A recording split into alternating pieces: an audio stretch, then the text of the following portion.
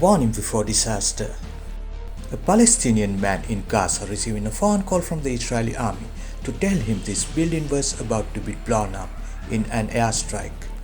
The man was asking for his building be hit in a way so that it would collapse backward into an empty area. Such phone calls are a common and controversial method for Israeli military to warn people in Gaza then pending airstrikes on buildings. Israeli drones then fire a couple of warning rockets at the buildings before missiles hit it, from the front or the back, or sometimes from both sides.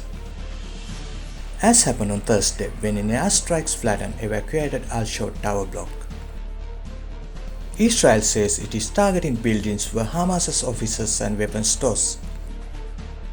The early warnings and state-of-the-art position-guided rockets and missiles correctly reduce civilian casualties.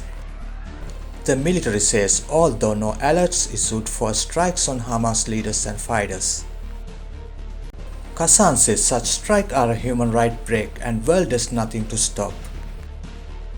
There are already more than 2 million people living in the 41-kilometer-long coastal strip. And with the population growing and unable to live because of an Israeli blockade since 2007. Many more of that people are living in multiple-story buildings.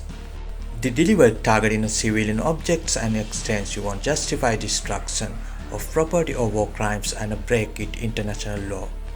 The rights group Amnesty International says effective advance warning to civilians is only one of the prescribed precautions in attacks aimed at minimizing harm to civilians. When Israeli forces have given warnings in many cases, key elements of effective warnings have been missing, including timeliness, informing civilians where it is safe to flee and providing safe passage and sufficient time to flee before an attack. There have also been reports of lethal strike launched too soon after warning to spare civilians.